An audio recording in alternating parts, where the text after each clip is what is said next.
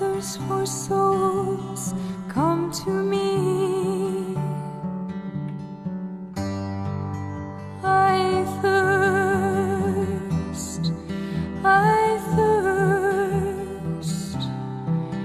Who will help bring them to me? Bring them to my Father, wash them in my blood, bind their wounds of sin by the power of my love. Tell them of my mercy, show to them my heart, pierced and ever broken, with love to impart.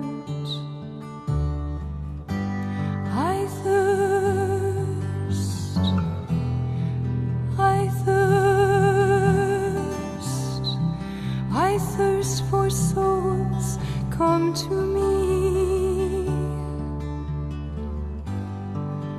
I thirst.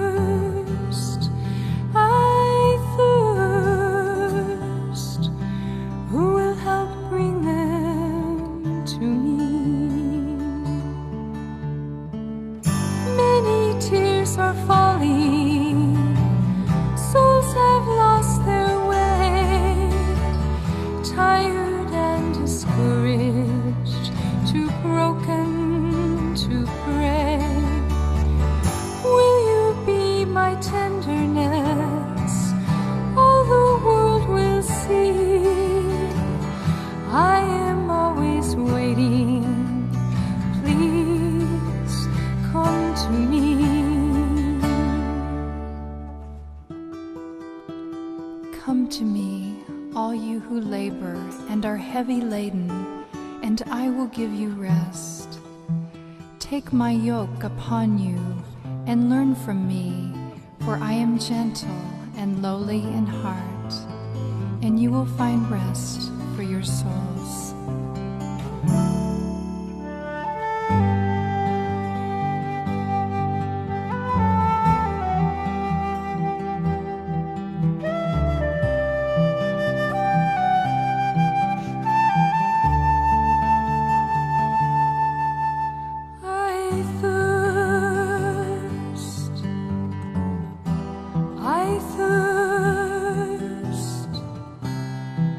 I thirst for souls, come to me. Who will help bring them to me? I thirst.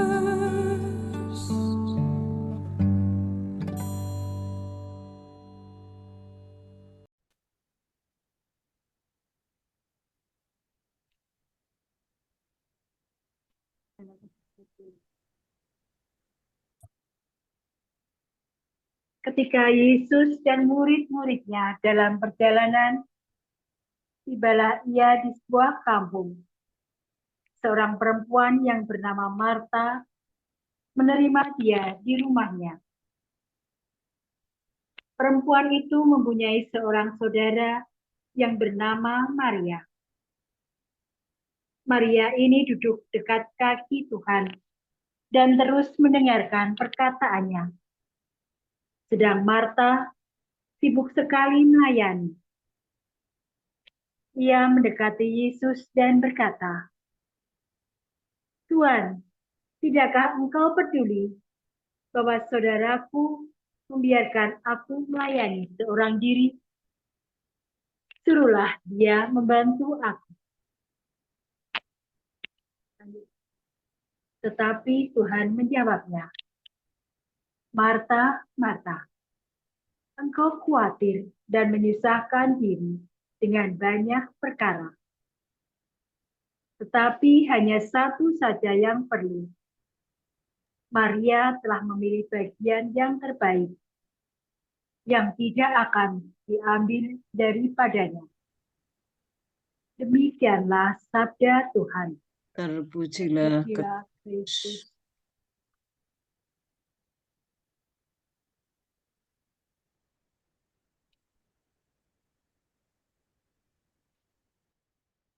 Apakah tayangannya sudah muncul? Sudah, Romo. Ya, terima kasih. Eh, ketika saya ditanya apa subtemanya, saya memberi judul ini, dan waktu saya menulis ini, saya tidak sadar bahwa hari ini Valentine. Iya. Maka ya sudah, karena kebetulan. Maka kemudian nanti di bagian akhir saya akan mengaitkan diri dengan Valentine itu. Mulai dari sebuah kutipan. Ibu Teresa mengatakan rahasia hidupnya sangat sederhana, yaitu apa? Berdoa. Hanya melalui doa saya menjadi satu dalam cinta dengan Kristus. Dan saya menyadari bahwa berdoa kepadanya itu tidak lain tidak bukan adalah mencintainya. Maka rahasia cintanya apa? Rahasia cintanya adalah doa.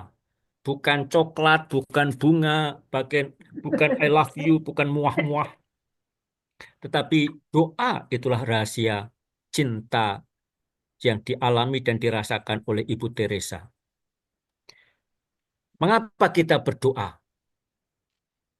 Saya akan mengutip saja. Kita berdoa karena apa?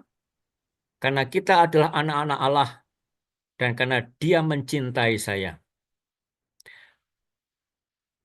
Maka saya menggambarkan demikian. Relasi kita dengan Allah adalah relasi orang yang sedang jatuh cinta. Itu seperti lagu kesayangannya Eyang Sari. Jatuh cinta, berjuta rasanya.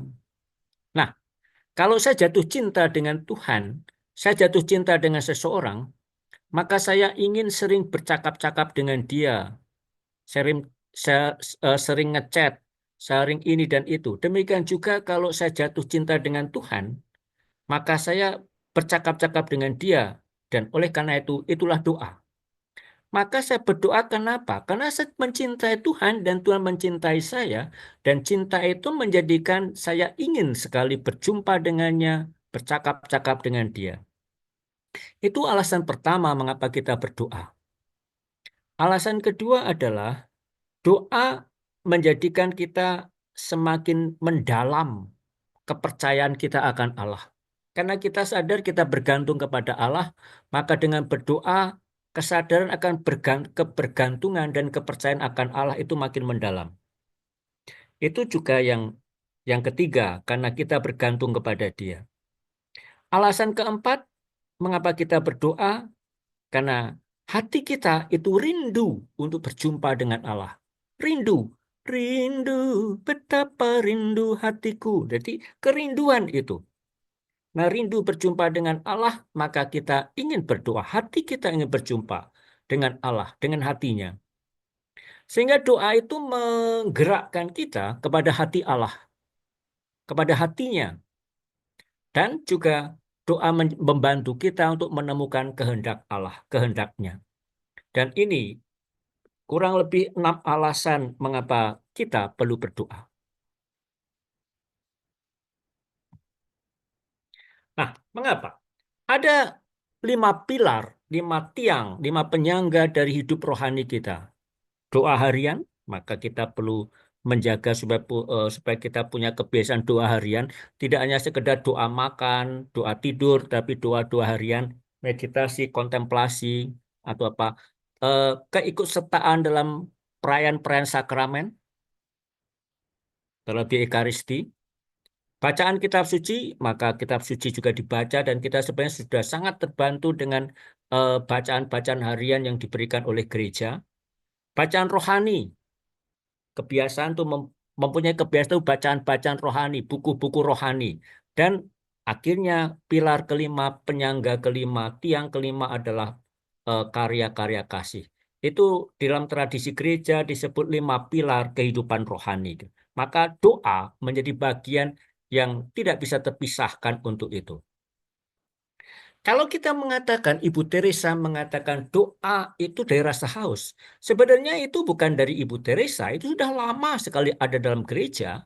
Tetapi terutama kita akan melihat dari mana Santo Agustinus.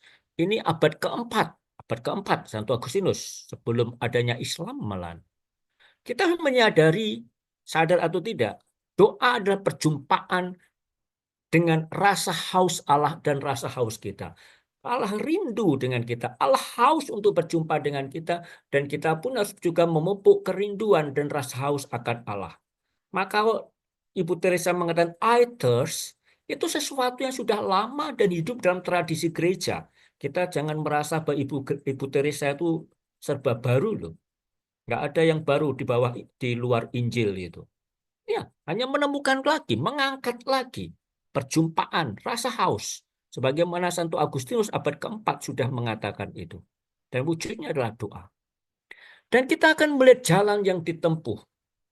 Apa yang jalan ditempuh? Jalan ditempuh adalah via purgativa, jalan pemurnian. Itu sama seperti kalau kita pranikasti, kita memulai dengan mengatakan saya mengaku. Kita harus memurnikan diri terus-menerus. Mengapa kita perlu memurnikan diri? Karena kita sadar bahwa Allah di luar aku. Kita masih narsis, masih egois, masih berpusat pada diri, maka kita diajak memurnikan diri terus-menerus. Dan setelah mengatakan saya mengaku, kita mendengarkan sabda Allah via illuminativa, jalan penerangan. Kita meresapkan sabda Allah, kita mencecap sabda Allah, supaya apa? Supaya Allah tinggal di dalam aku. Dan setelah itu via unitiva, jalan kesatuan, penyatuan, di mana Allah akhirnya setelah tinggal dalam aku, Allah mengatasi aku. Aku digerakkan, dituntun, dibimbing oleh Allah sendiri, sehingga dia menjadi segala dalam segala. Atau dalam bahasa Paulus, dia mengatakan, bukan lagi aku yang hidup, melainkan Kristus yang hidup dalam diriku. Inilah jalan hidup rohani yang mau kita tempuh dalam tradisi gereja. Maka doa pun mengarahkan kita untuk menapaki jalan itu. Doa senantiasa diawali dengan kesadaran akan kelemahan, kerapuan, kegagalan, dan keberdosaan kita. Dan kita mencecap sabda Allah, merenungkan sabda Allah, meresapkan sabda Allah. Supaya apa? Supaya kita semakin bersatu dengan Dia. Supaya apa? Supaya kita semakin menjadi alat yang berguna bagi Dia, yang senantiasa sedia untuk digerakkan olehnya. Atau dalam bahasa Ibu Teresa, semakin menjadi bagaikan sebatang pensil di tangan Tuhan. Itulah yang mau kita bangun. Maka mengutip Padre Pio, doa adalah senjata paling baik yang kita punyai. Dan itulah kunci yang membuka kita kepada hati Allah. Ingat mengapa saya mengutip ini? Karena kita masih berada di tengah situasi perang Gaza. Ketika Ibu Teresa suatu ketika, saya tidak ingat persis tahun berapa, mengunjungi Gaza, daerah Palestina, dan dia akan memasuki wilayah Israel. Dan seperti biasa, dan kita ketahui di perbatasan itu ada military checkpoint. Ibu Teresa diperiksa dan ditanya, apakah kamu membawa senjata? Ibu Teresa segera mengeluarkan buku brevir, buku doanya, buku Rosario, mengatakan inilah senjataku. Dan itulah yang dikatakan mengutip Padre Pio, mengacu pada Padre Pio, doa adalah senjata terbaik yang kita punyai. Maka kita jangan mengandalkan senjata-senjata lain, karena kita punya senjata yang canggih, senjata yang paling baik yang bisa kita punyai, dan itulah doa. Nah, kita masuk. Kita sering sibuk dalam berbagai macam hal. Saya mengutip Paus Fransiskus. Kita bisa sibuk dalam berbagai hal, namun bisa jadi tidak ada iman. Hanya sekedar aktivitas bila tidak ada doa. Membiarkan diri dituntun dan dilayani oleh Tuhan. Dan itu mengajak diam dan mendengarkan. Dari teks yang kita dengarkan tadi, yang kita pakai tadi, kita melihat Marta itu sibuk dengan berbagai macam hal. Ini dan itu, ini dan itu, dan ini. Lalu dia komplain. Komplainnya pada Tuhan karena saudarinya Marianya duduk manis di sebelah Yesus mendengarkan Yesus. Dia bilang, Tuhan, bilang saudariku tuh, supaya dia ikut membantu saya. Kok dia enak-enak duduk itu seperti hanya begitu saja. Lalu apa kata Yesus? Marta, Marta, engkau sibuk dengan berbagai macam hal. Padahal hanya satu hal yang perlu. Nah, bisa kita mengatakan karena di sini ada Suster Marta. Suster Marta, Suster Marta. Apa artinya? Kalau kita sibuk, kita terjebak pada aktivitas, dan seakan-akan kita sudah melakukan banyak hal. Namun seringkali yang lebih kita butuhkan adalah ada saat tertentu yang kita butuhkan hanya diam dan mendengarkan. Ada yang mengatakan demikian, kesibukan itu seakan-akan kita melayani Tuhan atau melayani sesama, tetapi dengan diam mendengarkan, kita membiarkan diri dilayani oleh Tuhan. Membiarkan sabda Tuhan itu meresap dan kita cecap, supaya apa? Itu menggerakkan kita. Maka Paulus mengatakan kesibukan berbagai macam hal. Boleh kita menyebut love in action. Bila itu tidak ada doa, maka tidak ada iman. Semuanya berawal dari mana? Dari doa. Semuanya berakar pada apa? Pada doa. Semuanya berujung pada apa? Pada doa. Maka ada istilah contemplativum in actione. Dari kontemplasi mewujud dalam tindakan, dan tindakan itu membawa kita dalam doa. Kalau kita melakukan ini dan itu, love in action atau apapun istilahnya, dan itu tidak menjadikan kita semakin berdoa, pertanyaannya adalah jangan-jangan kita hanya terjebak pada aktivitas. Tidak ada iman. Maka ada saat untuk berhenti, diam dan mendengarkan.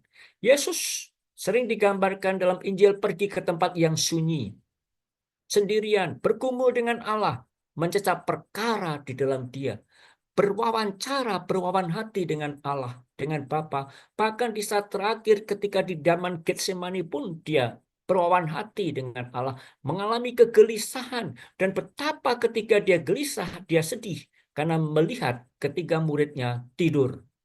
Jangan-jangan itulah yang kita buat, tidur, suruh berdoa malah tidur. Tetapi kita diajak, Pak, ikut bergumul bersama Tuhan, mencecap sesuatu. Dan doa itu membiarkan inisiatif sepenuhnya dari Allah. Allah membiarkan diri. Allah yang menggerakkan kita. Allah yang mendorong kita. Allah yang mengobarkan hati kita. Maka dalam bahasa Paulus, bukan aku lagi yang hidup, melainkan Kristus yang hidup dalam diriku. Maka doa itu mengarah kepada total surrender, penyerahan diri kepada Allah. Nanti kita lihat bagaimana Ibu Teresa juga mengatakan itu. Penyerahan diri sepenuhnya kepada Allah. Sehingga bukan lagi aku, tetapi Tuhan. Jangan-jangan kita masih aku, dan merasa seakan-akan benar. Apa yang saya katakan benar, apa yang saya pikirkan benar. Dan itu narsis lalu. Tetapi kita membiarkan diri, keluar dari diri. Membiarkan diri, Tuhan menggerakkan, Tuhan mengubah, Tuhan mengobarkan. Dan doa adalah juga ungkapan kepatuhan akan janji. Bahwa Allah itu setia. Allah tidak pernah ingkar janji. Bahwa Allah itu senantiasa apa yang dia katakan, apa yang dikehendaki akan dipegang. Tetapi dari pihak kita dibutuhkan apa? Kesabaran untuk menanti, kesabaran untuk menunggu, membiarkan waktu Tuhan yang bekerja, bukan waktu kita. Maka mendengarkan dan melaksanakan karena percaya. Ada langkah pemurnian untuk itu. Tadi seperti kita lihat via purgativa, langkah pemurnian terus-menerus supaya kita semakin hari, semakin lama keluar dari diri kita sendiri. Dan doa akhirnya tersedia bagi pengutusan. Pergilah kau diutus. Demikian akhir dalam Ekaristi. Doa tidak menjadikan kita menutup diri, doa tidak menjadikan kita narsis, doa menjadikan kita untuk berani keluar. Bahkan tarekat-tarekat yang kontemplatif pun seperti yang kita alami di di Rawa Seneng, mereka juga pengutusan karena mereka mendoakan dunia, mendoakan wujud-wujud kita. Maka itulah perutusannya. Tersedia bagi perutusan. Berangkat dari kontemplasi untuk mengenali kehendak Allah dan menyediakan diri dipakai olehnya. Jadi doa menyediakan diri dipakai oleh Allah. Namun kita ingat Ibu Teresa mengatakan doa bukan pertama-tama minta. Bukan. Jangan seperti mentalitas pengemis. Minta. Jangan-jangan kita berdoanya sibuk dengan minta. Doa artinya apa? Menempatkan diri di tangan Tuhan. Bukan aku, melainkan Engkau yang hidup. Menempatkan diri di dalam Tuhan. Maka kita diam melepaskan diri. Ambillah Tuhan kemerdekaan, kebebasan, kehendak pikiran, dan apapun juga ambillah ya Tuhan. Menempatkan diri dan membiarkan diri berada di tangan Tuhan. maka saya tidak berdoa akan sukses. Saya mohon untuk apa? Setia. Tuhan memanggil kita bukan untuk sukses. Tuhan memanggil kita untuk kesetiaan. Dan kesetiaan itu sejatilah kesetiaan seorang pendoa. Dan kita belajar dari Yesus. Apa yang dikatakan Yesus? Berada di rumah Bapa. Bukankah aku tinggal di rumah Bapakku? Demikian Yesus ketika ditanya oleh Maria pada saat dia hilang. Tetapi juga itu yang selalu berarti dalam dirinya, berada di rumah Bapa. Dan doa itu juga menggambarkan adanya relasi personal dengan Allah, tinggal di dalam roh, menyapa ya Aba, ya Bapa berkat rohnya. Dan kita diajak memandang dia, mencecap sabdanya, memandang dia dalam sakramen Maha Kudus, memandang dia yang hadir di dalam ruang doa, memandang dia yang hadir juga dalam alam ciptaan ini, dan mencoba mencecap-cecap sabdanya. Dan Yesus menggambarkan doa itu hidup dalam kenyataan Allah. Sehingga Tuhan mengatakan, aku datang untuk melakukan kehendak-Mu. Bukan kehendak-Ku, melainkan kehendak-Mu ya Bapa. Hidup dalam kenyataan Allah. Terarah padanya, melaksanakan kehendak-Nya. Jadi doa itu jangan sampai menjadikan kita narsis, egois. Ingat berapa puluh tahun yang lalu Vatikan pernah mengeluarkan ungkapan narsisme spiritual. Orang sembahyang tapi narsis karena pusatnya diri, karena mau maksa Tuhan. Tuhan itu mau didikte, mau dipaksa. Tapi doa itu mengajak kita keluar dari diri sendiri, mengosongkan diri, terarah padanya dan melaksanakan kehendak-Nya. Karena aku datang bukan hanya melakukan kehendak-Mu, bukan kehendak-Ku. Doa adalah persembahan, pemberian diri. Dan pemberian diri adalah masuk dalam misteri tersembunyi dan bersyukur. Membiarkan diri dituntun dan digerakkan oleh Allah tanpa kita perlu tahu persis apa yang akan terjadi, tanpa kita harus tahu persis akan kemana kita dibawa. Ingat Maria, ingat Yosef. Ketika dipanggil menjadi ibu dari Yesus, bapak dari Yesus, dia tidak tahu apa yang akan terjadi, harus melahirkan di kandang di Bethlehem, terima saja, jalani. Mengungsi ke Mesir, jalani saja. Kembali ke Nazaret sebagai tukang kayu biasa, terima saja. Nanti bagaimana terima saja. Dan kita lihat Ibu Maria, bahkan sampai memangku jenazah Yesus yang diturunkan dari salib, dia tetap menerima itu.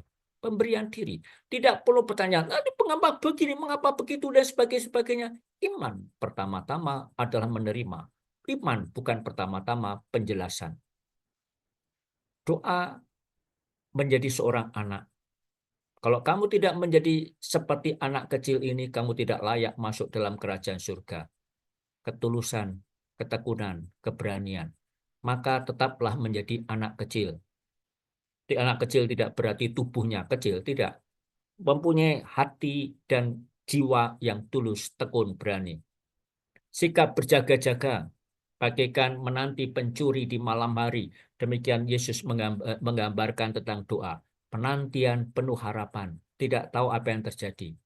Dan doa itu digambarkan Tuhan juga sikap mau terus-menerus mengetuk, meminta, memohon, percaya bahwa Dia akan memberikan yang terbaik. Kalau Bapamu yang jahat tidak akan memberikan ular kepadaannya, apalagi Bapamu di surga. Demikian Yesus mengatakan dalam Injil Matius. Dan kita diajak belajar dari Yesus membangun sikap doa itu. Dan doa, dasar adalah doa Bapa kami. Yesus hanya mengajarkan satu doa, Bapa kami. Tidak ada doa yang lain. Bapa kami. Maka sering disebut doa Bapa kami itu doa dasar. Hendaknya pola, karakter, ciri, bentuk, doa-doa yang ada itu mengacu pada doa Bapa kami. Demikian Katekismus Gereja Katolik mengajarkan.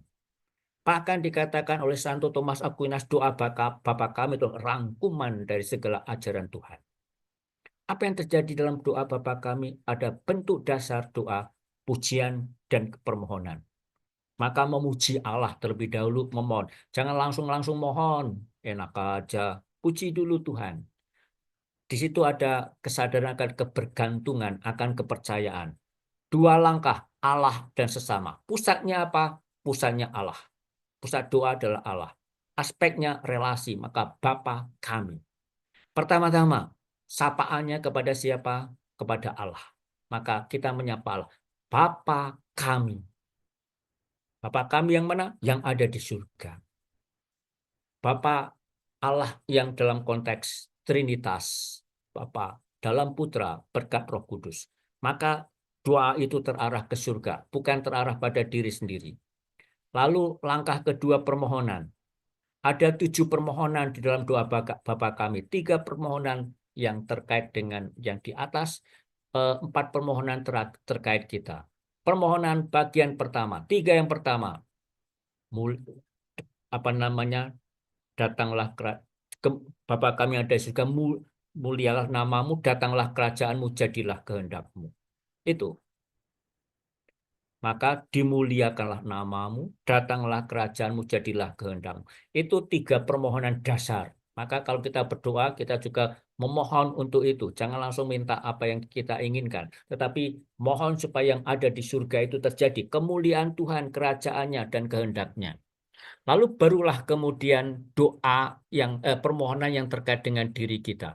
Berilah kami rezeki hari ini. Besok bagaimana? Besok minta lagi. Dan itu menyadarkan kita dengan kebergantungan. Jadi doa itu numpuk, bukan untuk seminggu. Lalu minggu depan minta lagi. Enggak, dari hari ke hari. Ampunilah kesalahan kami, tetapi ada klausulnya. Seperti kami mengampuni yang bersalah kepada kami. Mohon belaka, minta belaka, tapi tidak melakukan dan mewujudkan, omong kosong. Maka ampunilah kesalahan kami seperti kami pun mengampuni. Maka kalau kita mohon Tuhan berilah saya kesabaran, kita juga harus belajar untuk menjadi sabar. Yang ketiga, jangan masukkan kami ke dalam pencobaan. Ada sedikit perubahan di Italia dan di Prancis. Bukan jangan masukkan kami dalam pencobaan, tapi jangan biarkan kami jatuh dalam pencobaan. Karena apa? Tuhan tidak pernah memasukkan kita dalam pencobaan. Bukan. Tuhan tidak pernah.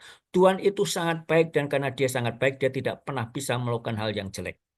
Jangan masukkan ke dalam pencobaan. Lalu yang terakhir, bebaskanlah kami dari yang jahat. Itu permohonan-permohonan kita sampaikan dalam Bapa kami dan itu menjadi model dan acuan dalam doa kita. Maka kemudian diakhiri dengan penutup atau disebut doksologi, sebab engkaulah Raja yang mulia dan berkuasa untuk selama-lamanya. Nah, ini para saudara dan saudari.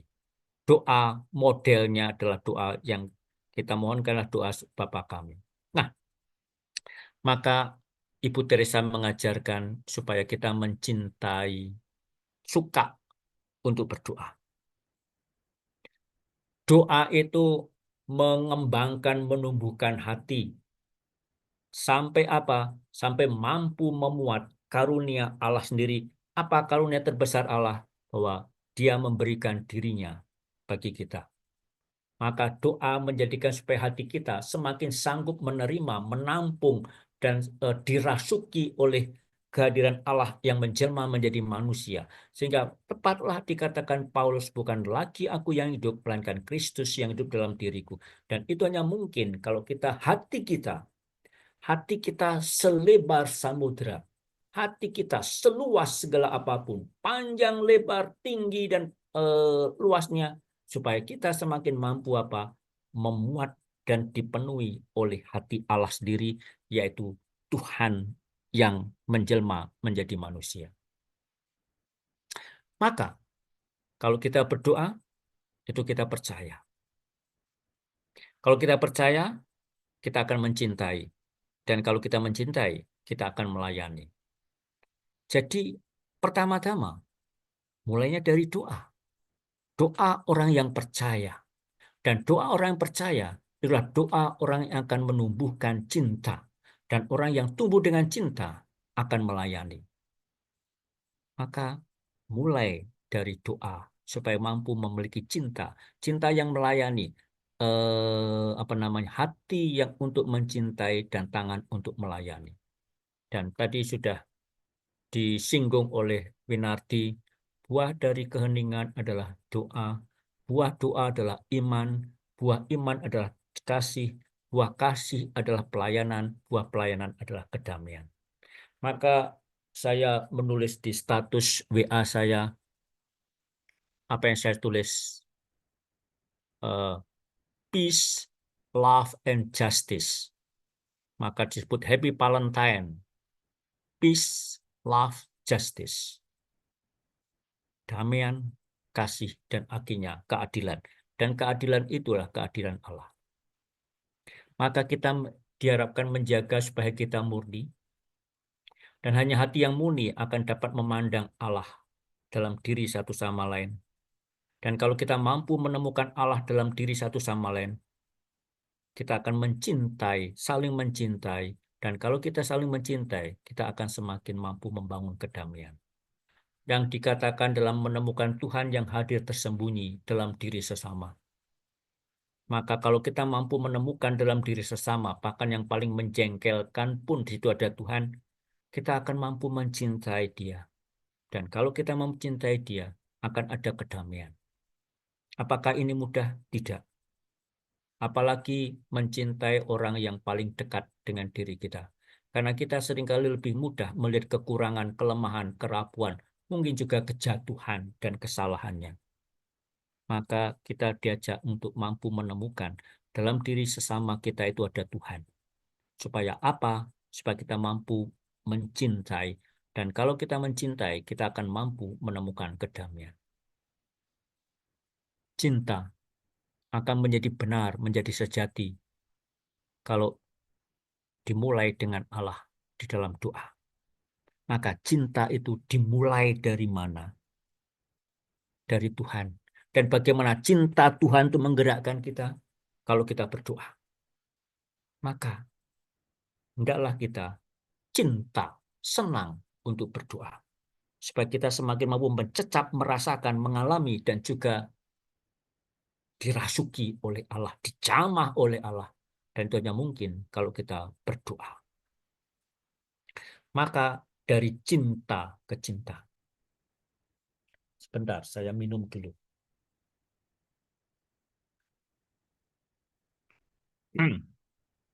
Doa adalah pengalaman cinta. Karena apa? Doa itu ungkapan orang yang jatuh cinta pada Allah. Dan kita sadar bahwa pertama-tama kita telah lebih dahulu dicintai oleh Allah. Cinta itu inisiatifnya pertama dari Allah. Karena Allah lebih dulu mencintai kita. Allah lebih dulu mengatakan, aku haus. Haus untuk dicintai, haus untuk mencintai. Maka bagaimana kita menjawabnya? Juga dengan mencintai Dia. Maka membalas cinta Tuhan. Maka itu hanya akan dirasakan dan dialami, dihidupi, dihayati. Kalau kita hidup dalam rasa syukur. Dalam kutipan yang saya kutip dikatakan, kalau kamu tahu betapa Tuhan itu mencintai kita, maka hidupmu akan semakin menjadi pancaran cinta kasih Allah. Karena apa? Hidup kita itu ditumbuhkan, dikobarkan, dibakar oleh cinta. Dan kalau kita sadar bahwa Tuhan itu begitu mencintai saya, dan saya sadar bahwa cinta Tuhan itu melingkupi, menggerakkan, dan mengobarkan hati kita, maka hati kita pun akan semakin menjadi pancaran cinta kasih Allah. Maka mulai dari mana? Mulai dari kesadaran akan cinta.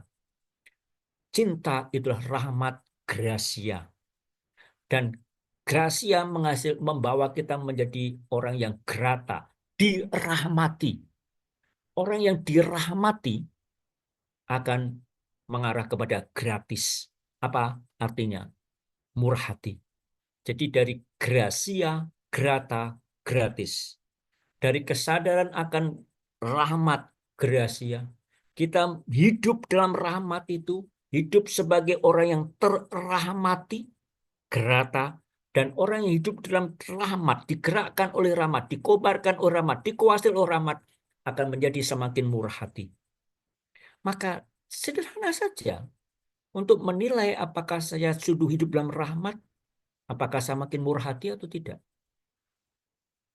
Apakah saya makin mau untuk berbagi atau tidak, mau peduli atau tidak. Kalau kita masih pelit, masih pakai hitung-hitungan, masih gini, saya maunya gini, masih dengan sebagainya, masih berpusat pada diri, dan jangan-jangan karena apa? Kita belum bisa bersyukur bahwa segalanya adalah rahmat. Betul, rahmat itu tidak kita alami sebagai sesuatu yang melimpah ruah. Tidak. Ibu Maria hidup dalam kesederhanaan, bahkan miskin. Kalau digambarkan Ibu Maria dan Bapak Yosef mempersembahkan 3 ekor burung tekukur, itulah persembahan keluarga miskin. Miskin, tapi bersyukur hidupnya. Karena bukan kekayaan, bukan harta, bukan milik yang menjadikan kita bersyukur. Yang menjadikan kita bersyukur adalah kesadaran bahwa saya itu dicintai dan dirahmati oleh Allah. Ingat Tuhan mengatakan, ketika ada 2 orang memberi persembahan di rumah ibadat, ada orang kaya memberi, ada janda miskin yang memberi, hanya uang sangat sedikit sekali. Tuhan mengatakan, siapa yang dipuji Tuhan? Janda miskin itu. Karena apa? Dia memberi dari kekurangannya. Bahkan segalanya dia berikan. Itulah hidup dan rasa syukur. Ingat, Ibu Teresa berulang kali cerita. Salah satu ceritanya adalah Ibu Teresa naik bis, kendaraan umum. Lalu tiba-tiba ada pengemis miskin mengatakan, maaf, apakah Anda Suster Teresa? Oh iya, saya Suster Teresa. Oh, terima kasih. Bolehkah saya memberikan sesuatu? Apa? Ongkos bismu saya yang bayar ya. Walaupun itu mungkin pendapatan yang dia dapatkan mungkin setengah hari atau sepanjang hari, tapi dia rela memberikan itu untuk membayari ongkos bis Ibu Teresa dan suster yang lainnya ikut bersama dia. Itulah orang yang hidup dalam rasa syukur. Mau untuk memberi dengan cuma-cuma, murah hati. Cinta Allah itu tak terbatas, sementara cinta kita sangat terbatas. Ingat di dalam khotbah tabisan Uskup Surabaya, Monsinyur Didik, Kardinal Haryo memakai cerita dari Injil Yohanes ketika Yesus bertanya kepada Petrus, Simon anak Yohanes, apakah engkau mengasihi aku lebih dari segala sesuatu? Petrus menjawab, Tuhan engkau tahu aku mengasihi engkau. Dan Kardinal Haryo mengatakan pertanyaan Yesus adalah, Simon anak Yohanes, apakah engkau mengasihi aku dengan cinta yang tak terbatas? Petrus menjawab, Tuhan, aku mengasihi engkau dengan cinta yang terbatas. Demikian juga yang kedua, Tuhan, Simon, apakah engkau mengasihi aku dengan cinta yang tak terbatas? Jawaban Petrus sama. Tuhan, aku mengasihi engkau dengan cinta yang terbatas. Kenapa? Petrus tahu diri. Dia lemah, dia rapuh, dia pernah gagal, dia pernah jatuh. Lalu pada pertanyaan yang ketiga, Yesus bertanya, Simon anak Yohanes, apakah engkau mengasihi aku dengan cinta yang terbatas? Dan Petrus mengatakan, Tuhan engkau tahu segala sesuatu. Engkau tahu bahwa aku mengasihi engkau dengan cinta yang terbatas. Cinta kita kepada Allah, cinta kita kepada sesama itu masih terbatas. Namun kalau kita memberikan itu, kita ditarik keluar. Supaya kita semakin mengalami dan mewujudkan cinta yang tak terbatas.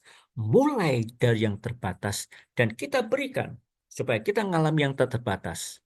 Betapapun hanya punya 5 roti dan 2 ekor ikan, keluarkan, berikan. Dan dari situ Tuhan akan memberikan bukan yang terbatas 5 roti dan 2 ekor ikan, tetapi yang tak terbatas. Bisa memberi makan 5.000 orang, padahal lebih dari 5.000 karena 5.000 itu hanya dihitung laki-laki saja. Lebih dari 5.000 dan artinya sisa berapa? Sisa 12 bakul. Maka cinta Allah tak terbatas, namun cinta kita sangat terbatas. Dan kita diajak memberikan, walaupun tak terbatas, berikan itu. Kenapa? Kita tidak mungkin memberikan cinta yang tak terbatas, karena cinta kita nyatanya terbatas. Maka memberikan itu.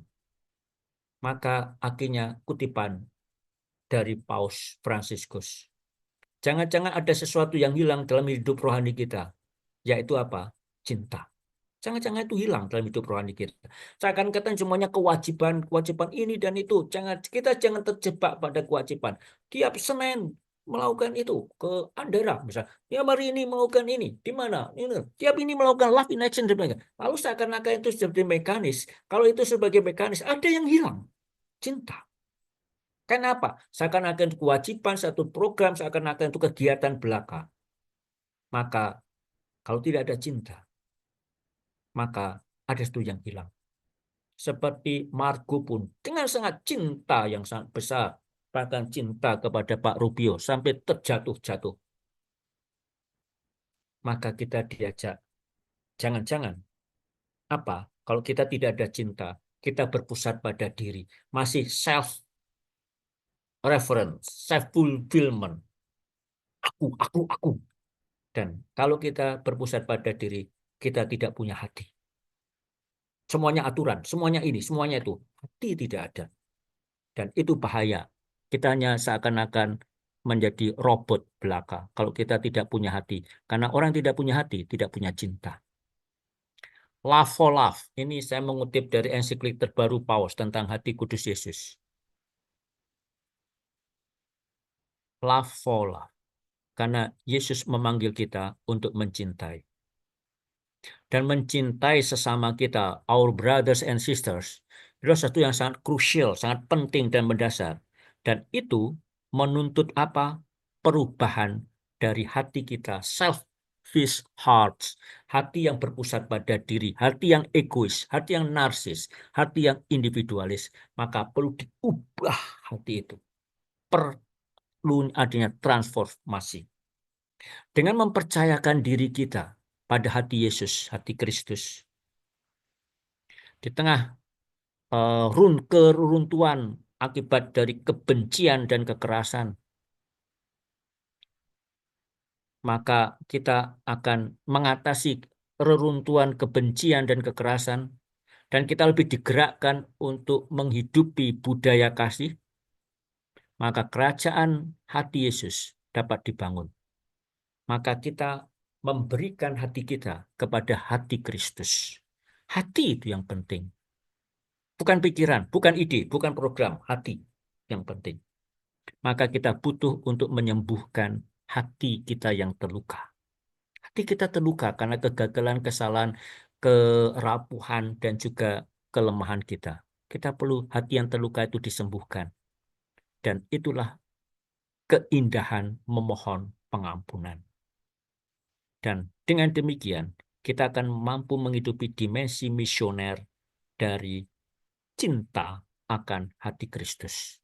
Maka dikatakan from love to love, love for love. Dari cinta kita menjawab cinta. Dan cinta itu adalah cinta yang memberikan diri sebagai minuman. Sehingga kita menimba dari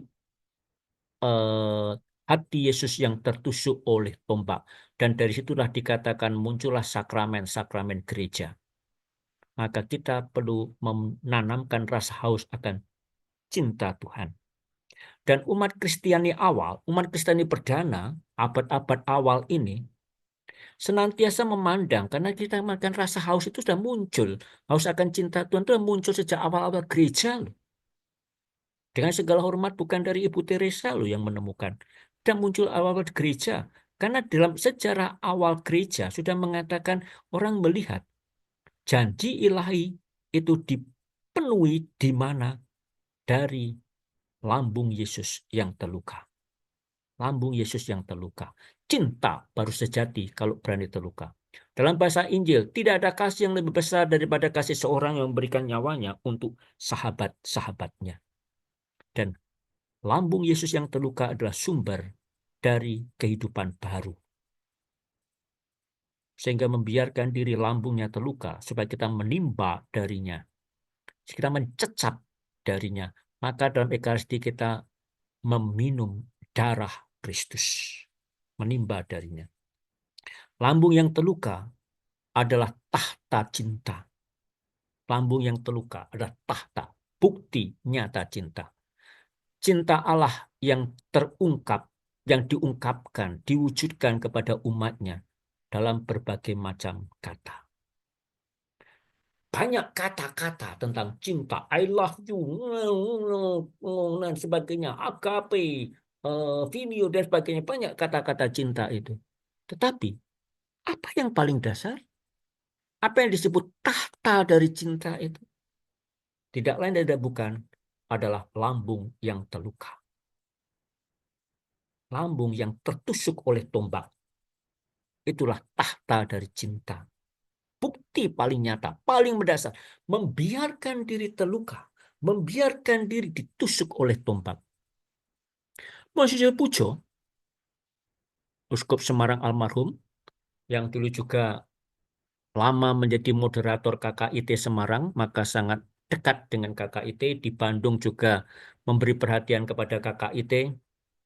Ketika jadi Uskup Semarang, kalau ketemu saya, salah satu yang selalu ditanyakan, Romo Kris, bagaimana KKIT?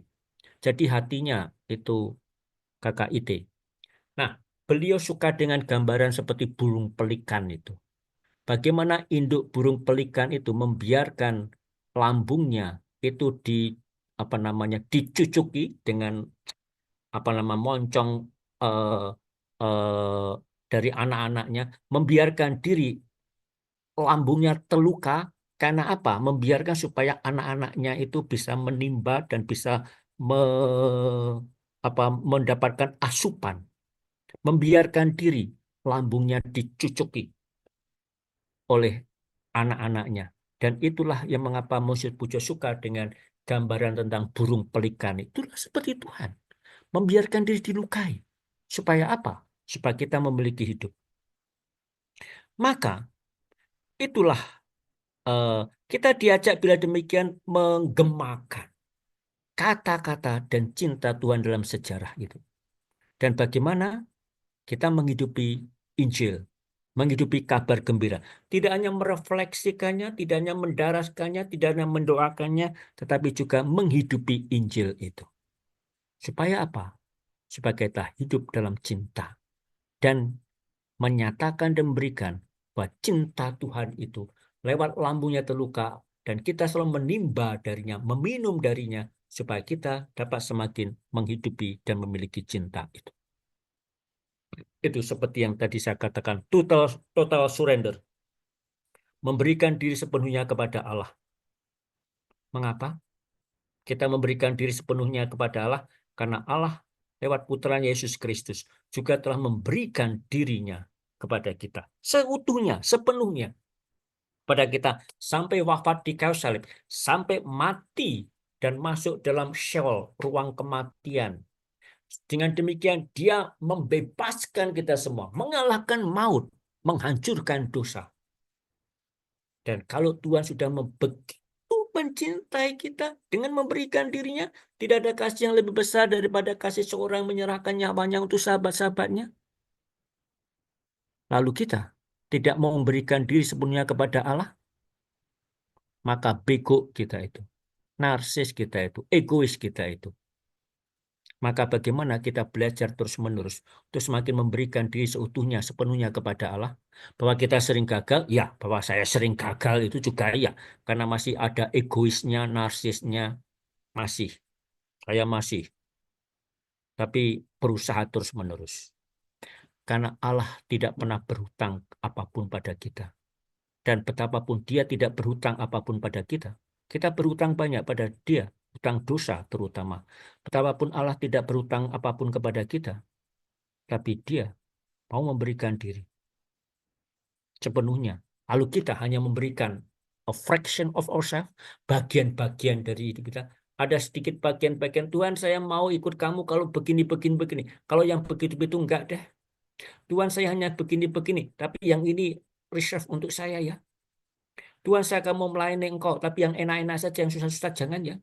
Tuhan saya mau melayani engkau, ikut love in action, tapi yang untuk yang orang-orang itu yang bau, yang gini itu enggak usah ya Tuhan.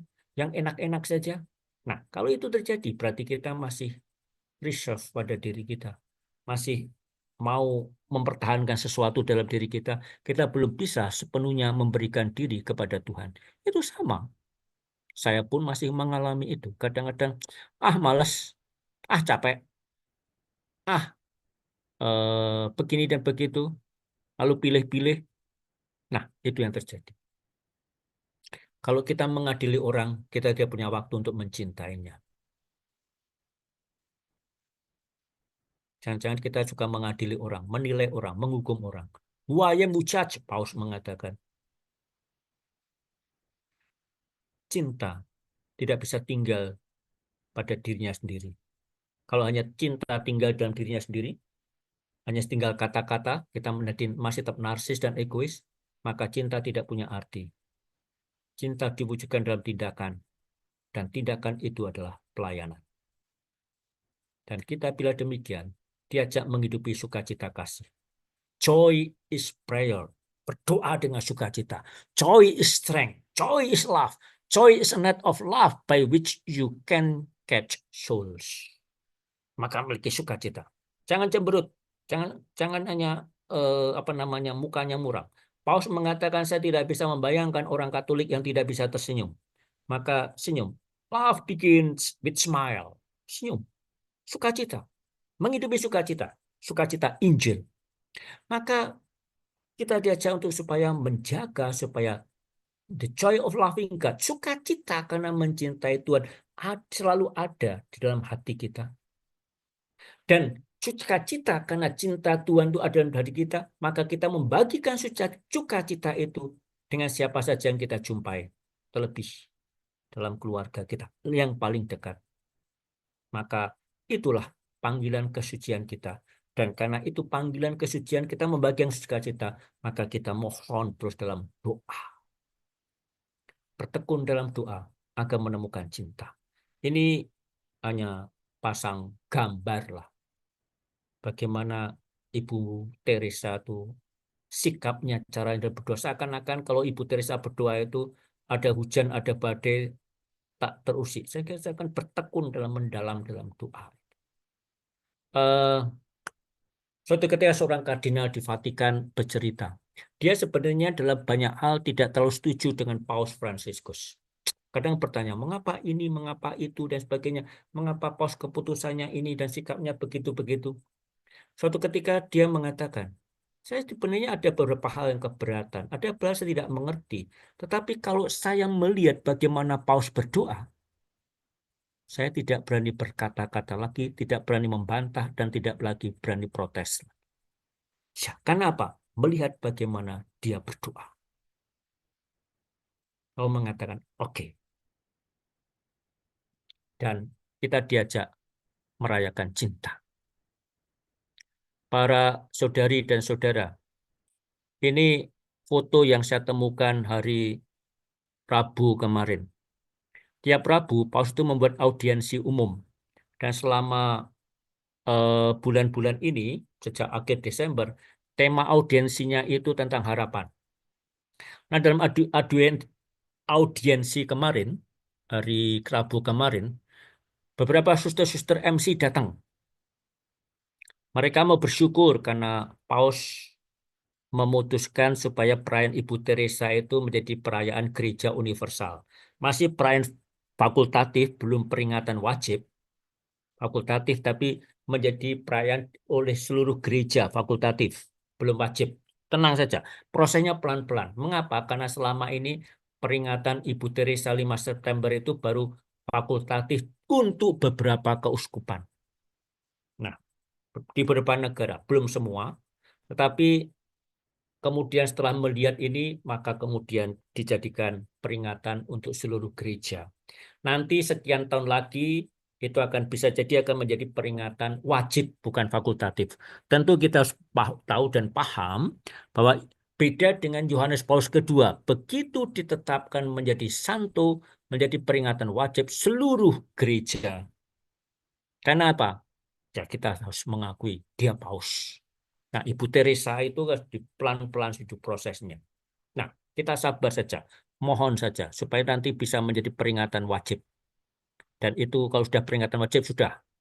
Tidak mohon jangan minta supaya jadi pesta. Jangan, pesta itu hanya untuk para rasul. Jangan. Kita harus tahu diri lah.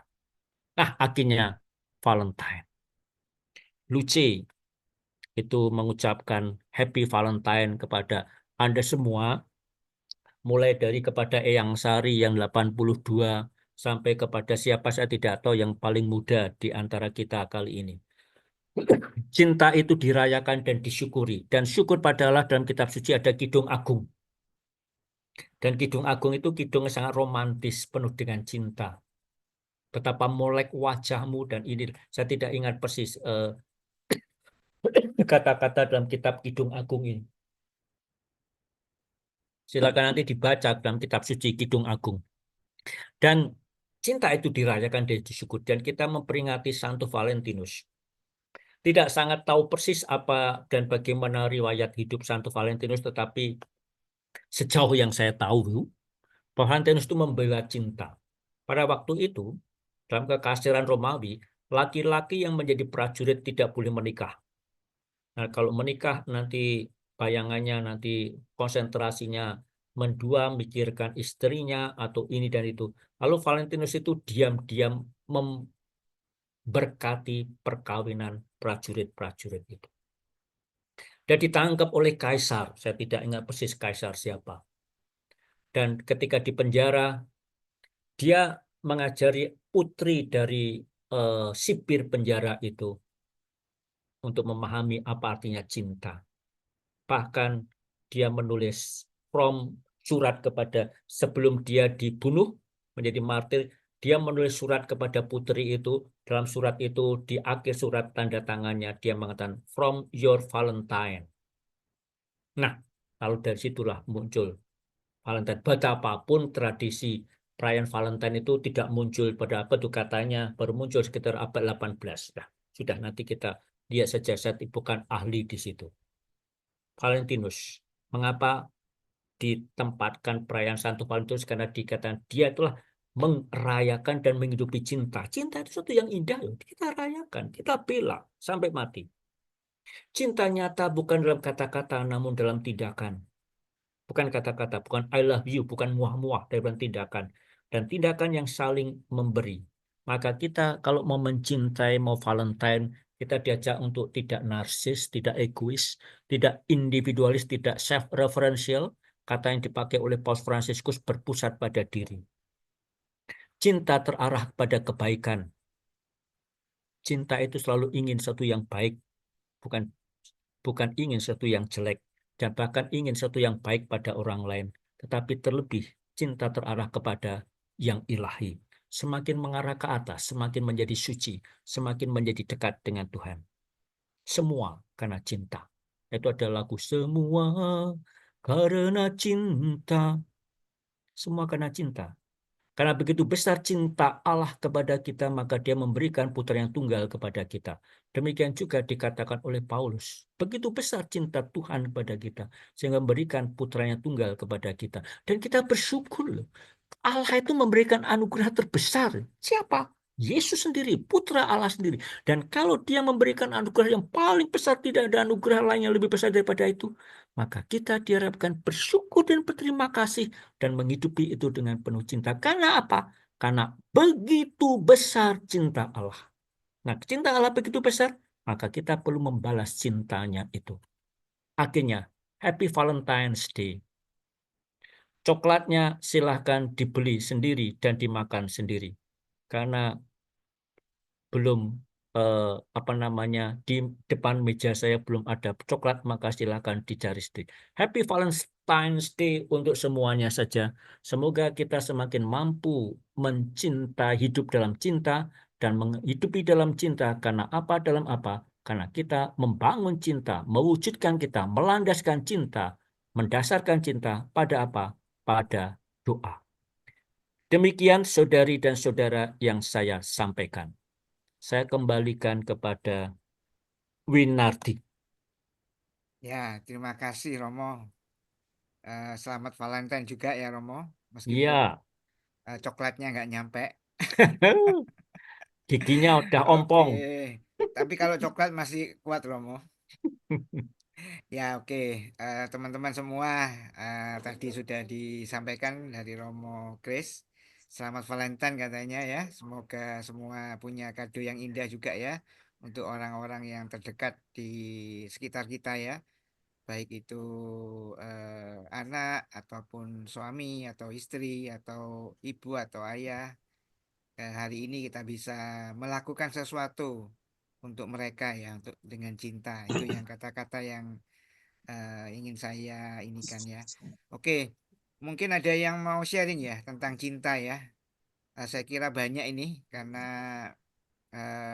apa namanya, semua rasanya ingin merayakan ya Valentine ini Romo ya.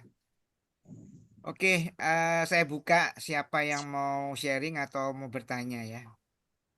Dan kata-kata kunci yang paling banyak hari ini adalah kata cinta ya. Saya lihat sudah ada hampir 1000 kali Romo menyebutkan kata cinta Romo.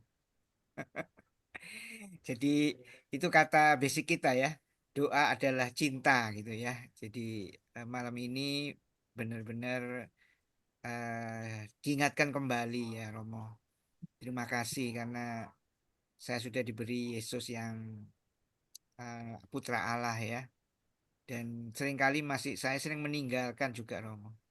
Ya masih suka narsis tadi ya. Masih berpusat pada diri.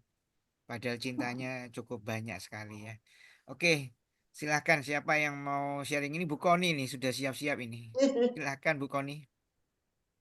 Waduh, apa ya? Cinta itu seperti burung kukuk. Belum Seperti bunyi apa, Romo. Romo? Burung kukuk. Ya. Kalau Romo Monsinyur Semarang Pujo katanya pelikan ya. Kalau Bu Koni burung kukuk ya. Silakan Bu Koni, mungkin mau sharing Waduh, atau mau apa? apa ya? Sharing apa? Bu Sari itu siap dah. Masih mute. Masih mute. Yang Sari, silakan dibuka. Boleh dibuka semua teman-teman. Mic-nya ya. Oke ya. Ada Yunita nih malam Yunita. Malam Romo dan Bapak Ibu. Ya. Malam-malam. Silakan Yunita Ya. nih sudah mau tanya nih. Silakan. Atau mau sharing Yunita silakan. Sering jatuh cinta nggak apa-apa loh. Hari ini wajahnya ceria dan sumringah Romo senyum ya. Oh iya, ya Kak Valen. Silakan Yunita ya, yuk. Ya, baik, selamat malam Romo dan Bapak Ibu. Ya, saya menggarisbawahi salah satu kalimat atau yang sudah Romo sharingkan pada malam ini ya. Ketika kita sibuk untuk menghakimi orang lain, maka kita tidak ada waktu untuk mencintai orang lain. Ini dalam kehidupan saya jujur Romo, ini sangat sulit untuk dilakukan gitu kan. Ketika misalnya kita ketemu orang yang aduh nih orang nih kayaknya kayaknya ada aja gitu, maksudnya kita bukan kita ya, saya mungkin untuk mencari kelemahan orang gitu.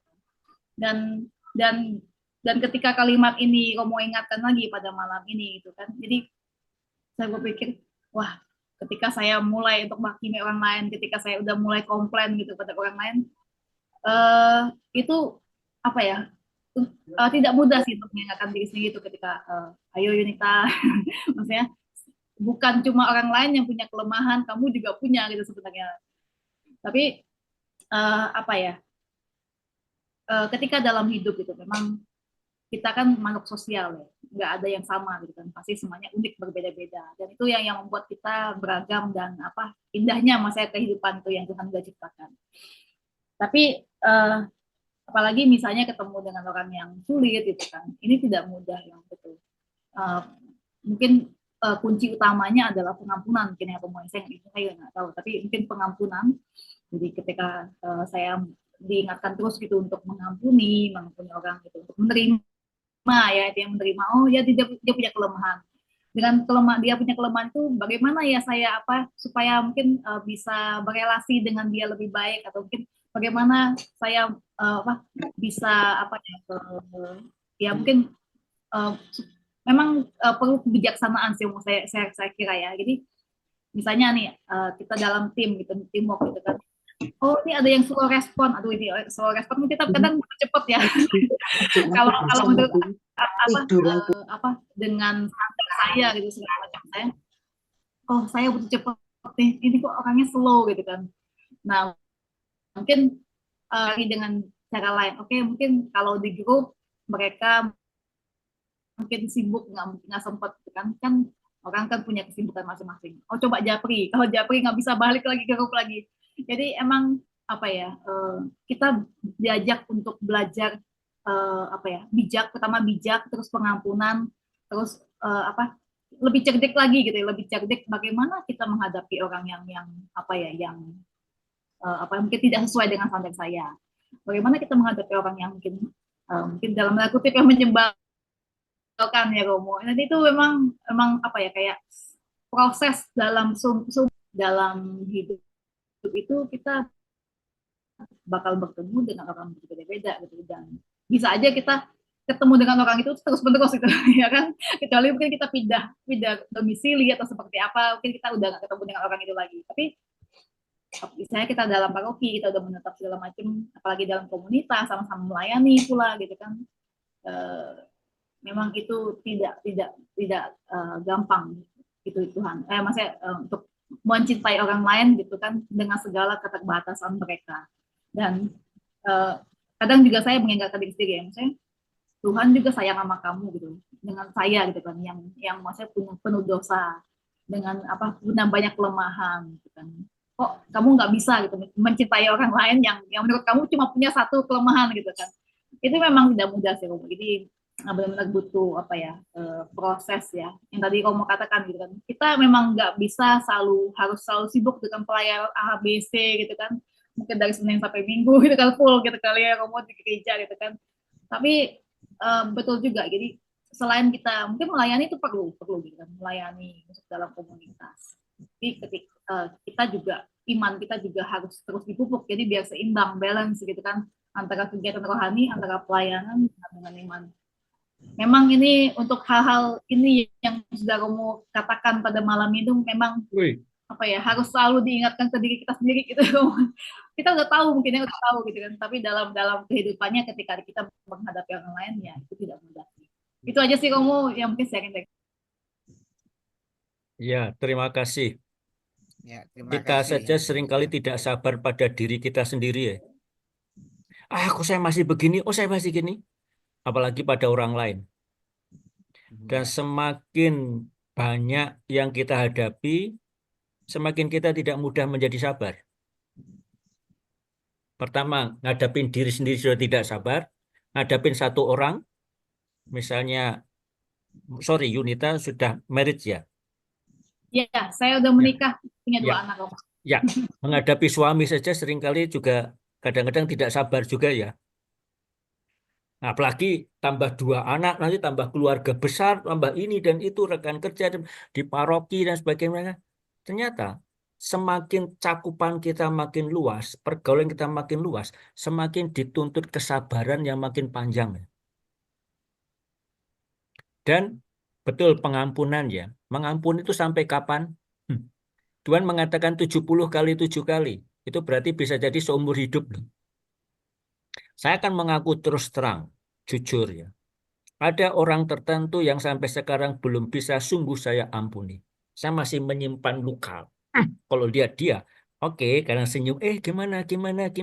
Tapi dalam hati, saya masih, saya akui itu. Karena ternyata saya masih butuh lagi. Maka Tuhan itu realistis, 70 kali 7 kali. Kenapa? Karena kita tahu bahwa kita tidak mudah loh mengampuni. Dan apakah kita bisa mempunyai sikap seperti Yesus ya? Ingat ketika Yesus tahu bahwa Yudas itu mau mengkhianati dia. Yesus tetap membasuh kaki Yudas. Dan ketika Yudas mau pergi, Yesus mengatakan, silahkan. Saya membayangkan, kalau seandainya saya jadi Yesus, tahu Yudas itu mengkhianati saya, kakinya nggak akan saya basuh, saya injek kakinya itu. Jalan loh. Sudah saya baikin, kamu malah membalas kayak gini. Saya maki-maki, saya usir keluar. Nggak usah ikut pesta, nggak usah ikut makan. Dan sebagainya. Itu kalau saya. Yesus membiarkan, silahkan. Dan itu membutuhkan kebesaran hati. Hanya kita, Tuhan itu begitu sabar kepada kita. Dan sayangnya, kita tidak belajar dari kesabaran Tuhan. Kita terlalu dan ya kita, apalagi kita hidup dalam masyarakat yang salah satu hobi secara umum ya, masyarakat kita hobinya kan komen. Kalau lihat orang, paling dia tuh begini. Misalnya kita lagi duduk lah di kafe atau di mall, lihat orang paling dia itu begini, paling dia gitu. Seakan-akan mulut kita itu kok susah ya untuk diem nggak komentar. Jangan-jangan tidak hanya mulutnya, di media sosial pun komen, komen, komen. Gitu. Kadang-kadang kita mudah. Dan kadang-kadang kita mudah untuk gosipin orang.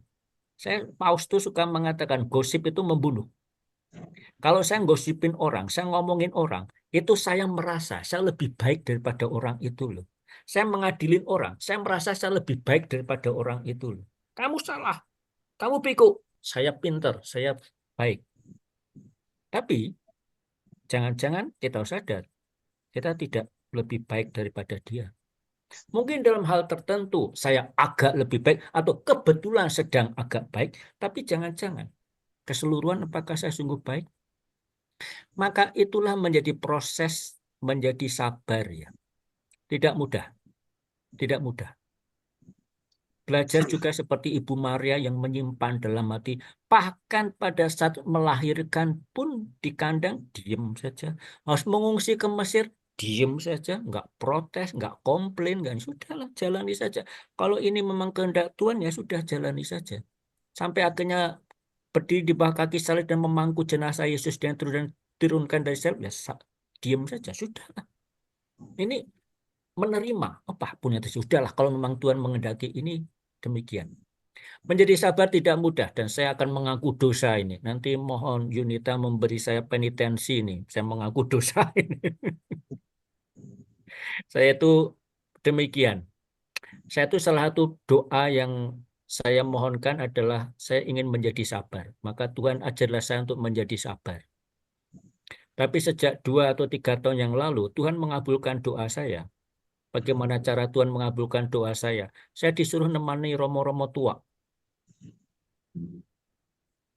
Mohon maaf, sudah tua, sakit, romo, Yesuit lagi. Keras kepalanya itu. Saya kadang-kadang jujur, saya tidak sabar. Saya kadang-kadang marah-marah. Ngadepin satu orang saja susah, apalagi ngadepin orang yang belum sangat tua lah. Sedikit lebih muda dari saya, kadang-kadang marah. Kok gitu ya? Kok gitu ya?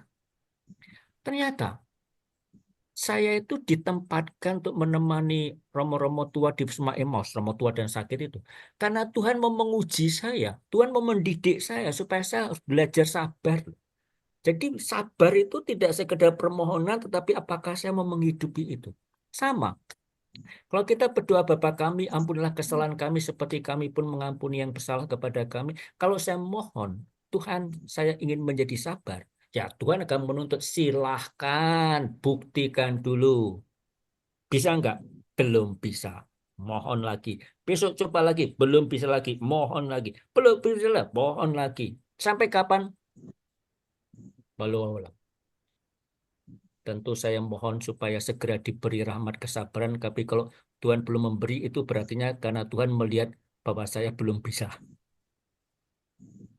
Maka menghadapi orang-orang yang kadang-kadang kita anggap menjengkelkan itu jangan-jangan memang Tuhan memberi orang menjengkelkan itu pada kita untuk mendidik kita kok.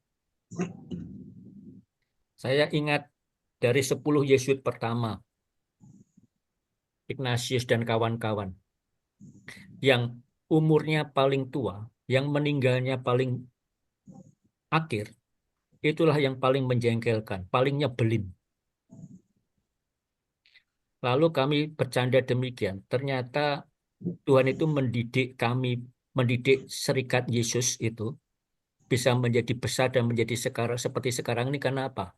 Karena Tuhan memberikan satu orang yang nyebelin itu loh. Bahkan sering dikatakan Ignatius itu cukup menjadi suci gara-gara bagaimana dia menghadapi satu orang yang nyebelin itu. Maka kadang-kadang saya berkata, jangan-jangan ada orang nyebelin di antara kita itu, ya, karena untuk mendidik kita. Ada orang nyebelin itu karena Tuhan mau mendidik saya. Tetapi saya juga kadang bertanya, mungkin juga karena itu saya diberikan di Emmaus, karena apa? Karena saya juga nyebelin bagi orang lain. Ternyata saya juga nyebelin bagi orang lain. Cilaka ini berarti. Ternyata saya tuh diminta kalau saya nyebelin ini mendidik para romo-romo tua itu. supaya mereka sabar. Dan mereka pun diberikan kepada saya untuk mendidik saya supaya saya menjadi sabar. Hanya seringkali kurang sabar, mati cepat marah dan mudah komplain. Maka begitu, maka silahkan nanti memberi penitensi saya untuk berdoa apa, saya tidak tahu. Ya, Demikian. oke, terima kasih. Atau Winardi Winita. memberi penitensi pada saya. Ya, Silakan. Romo, Nah, nanti doa push up. Rosario tiap hari 10 tahun. Wah, kalau Ratna itu jengbor itu paling rajin Ah, memberi penitensi saya. ya, oke. Ini musuh saya ini. Ini ada yang mau sharing atau bertanya, silakan, Daniel, silakan. Ya, terima kasih Romo, terima Ya. kasih para kerabat sekalian, selamat malam. Ya. Kebetulan tadi saya sangat tersentuh oleh sharingnya dari Bu Yunita tadi ya, yang barusan terakhir itu ya. Itu tentang apa?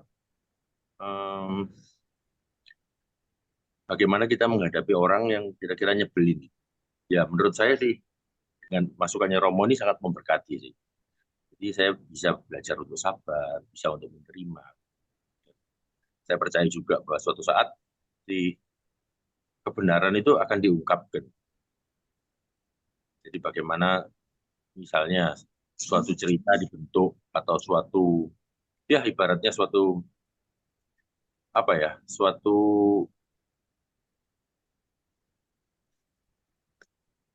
olo-oloan lah ya, olo-oloan dibentuk sampai dipercayai semua orang. Itu kita di situ diajar untuk sabar.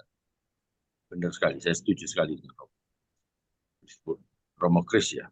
Itu ya sebenarnya sih ada sih pembahasan tadi sama Bu Yunita. Cuman kelihatannya sih waktunya sudah hampir jam 9, jadi saya nggak mau bahas semuanya. Ya kira-kira ini doang sih. Saya mengucapkan terima kasih untuk bahasan dari Bu Yunita dan Romo Kris Purwa. Jadi sebenarnya kita dari setiap saat itu kita bisa dibentuk melalui keadaan ataupun orang lain untuk proses kita menjadi lebih sabar. Terima kasih. Ya.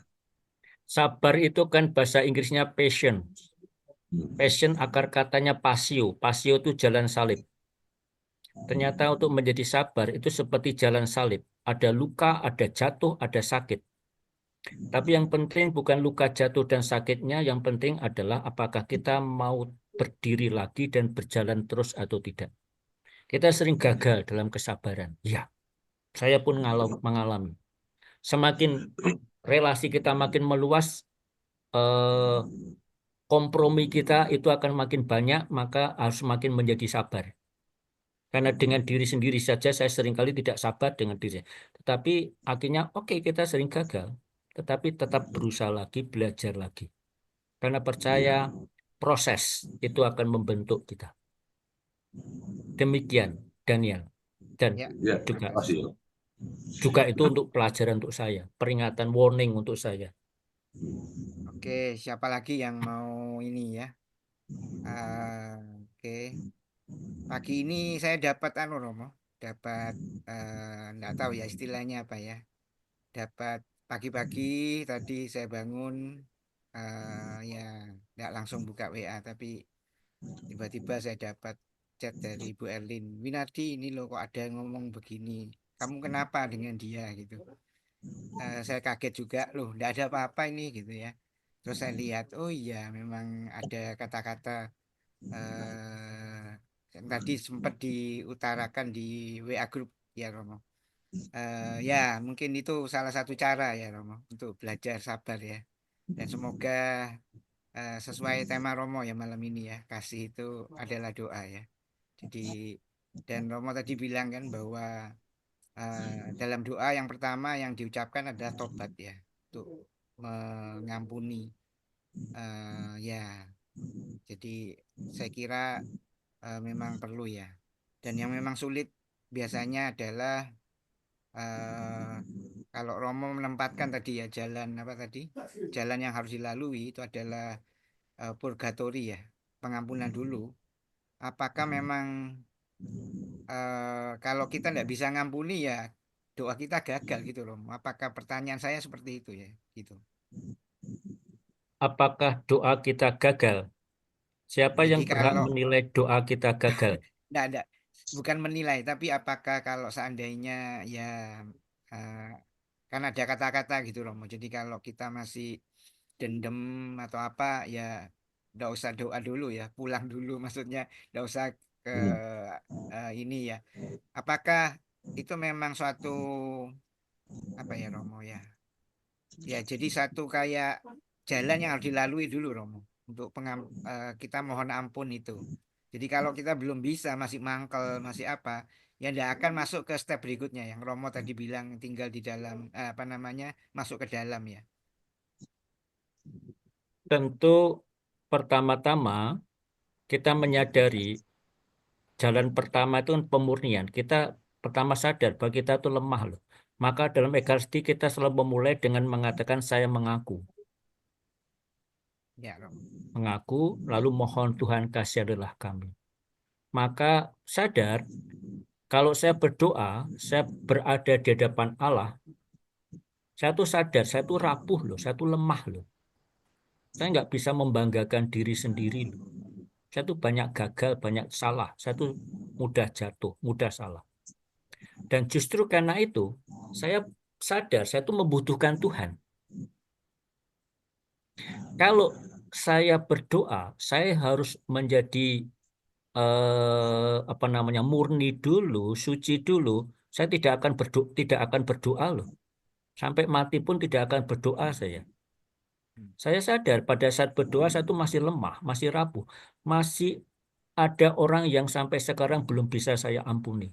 Saya masih punya luka pada orang itu. Saya masih mengingat omongan orang itu, luka orang itu. Saya masih mengingat dan saya tahu itu. Dan justru karena itu kadang-kadang orang itu saya doakan supaya apa? Rekonsiliasi itu. Tetapi justru karena saya sadar saya tuh lemah, saya tuh rapuh. Dan karena itu saya memohon Tuhan, Tuhan tolong saya. Tuhan tolong saya. Saya masih belum bisa. Saya masih begini dan begitu. Dan dengan meminta Tuhan untuk menolong saya, maka kita sadar, saya membutuhkan Tuhan. Ingat ketika Yesus berdoa di Taman Getsemani, 3 murid itu tidur, Tuhan yang mengatakan berjaga-jagalah senantiasa. Karena kita tidak tahu seperti pencuri datang di malam hari itu sikap orang berdoa. Maka kita ini berjaga-jaga. Kita tahu bahwa kita lemah dan rapuh, dan kita tahu bahwa kita masih membutuhkan pertolongan Tuhan, dan mohon Tuhan ajarilah saya untuk mengampuni. Tuhan ajarilah saya untuk menjadi sabar. Dan saya kadang-kadang berdoa pada Tuhan, Tuhan, kalau saya menghadapi seorang Romo, saya lagi jengkel teman-teman, Tuhan tolong ya saya. Saya kok sebel ya melihat dia itu ya. Dia kok begini, sudah diberitahu begini dan begitu, penyakitnya begitu, tapi kok tetap ngeyel, tetap membangun, gini-gini. Lalu dia coba kadang saya menang, coba lihat hasil labnya kayak gitu. Kadang-kadang Tuhan tolonglah saya itu, kok saya malah jadi terpancing emosinya ya. Nah, tetapi justru itu yang menjadi doa saya. Bagaimana saya bisa menjadi sabar, menjadi lembut. Ya setidak-tidaknya seperti Eyang Sari itu lembut. Nah, tetapi kita belajar untuk itu dan itu butuh waktu kok. Dan saya percaya pada sampai akhir pun saya tidak akan sempurna, sampai akhir pun tidak akan ada yang beres 100%. Tetapi saya tetap mengatakan saya bersyukur. Maka dengan segala hormat saya tidak ingin besok kalau saya mati dikatakan semoga arwahnya diterima sesuai amal ibadahnya. Amal ibadah saya nggak ada apa-apanya. Tapi semoga diterima karena apa? Belas kasih dan kemurahan hati Allah. Tuhan tahu ketika besok saya mati, saya tuh masih punya hutang banyak, hutang dosa. Tapi Tuhan tuh maha baik. Nah, itu. Maka saya suka Paus mengutip Santa Teresa Lisieux. Ini pelindungnya Ibu Teresa ya. Santa Teresa Lisu itu mengajarkan kepada kita harus lebih percaya dan bergantung pada apa? Pada kasih Allah yang tak terbatas. Itu saja. Itu yang menjadikan kita, yes, bukan karena saya hebat, bukan karena saya sempurna, bukan karena sabar, bukan karena saya sudah begini dan sudah begitu, tetapi apa? Cinta Tuhan itu tak terbatas. Dan cintanya pada saya itu tak terbatas. Dan oleh karena itu saya memandang masa depan dengan penuh harapan. Bukan optimis, harapan. Dan karena harapan itu, betapapun saya tahu saya masih lemah. Ada orang-orang yang masih belum bisa saya ampuni. Saya masih punya luka dengan ini dan itu. Tapi saya bahagia karena apa? Tuhan tetap mencintai saya. Dan karena cinta itu, sadar Tuhan mencintai saya, maka saya berdoa. Karena berdoa apa? Karena jatuh cinta dengan Tuhan. Begitu, Winarti. Ya, Maka Romo. tetaplah jatuh cinta. Ya. Walaupun Nah, tahu cinta kita tidak sempurna. Dalam suami istri kan kadang-kadang masih tetap salah paham ya. oh pasti Romo. Tetapi betapun demikian tetap maju terus. Ya, Romo. Berarti yang penting kesetiaan ya Romo ya. Ya. Jadi meskipun berdoa kayak merasa aduh kok kering, kok merasa tidak ada apa-apanya gitu ya. Tapi yang penting kesetiaan itu ya yang harus kita timba. Oke, mungkin Yang Sari bisa meng-sharingkan kunci kesabarannya Yang Sari.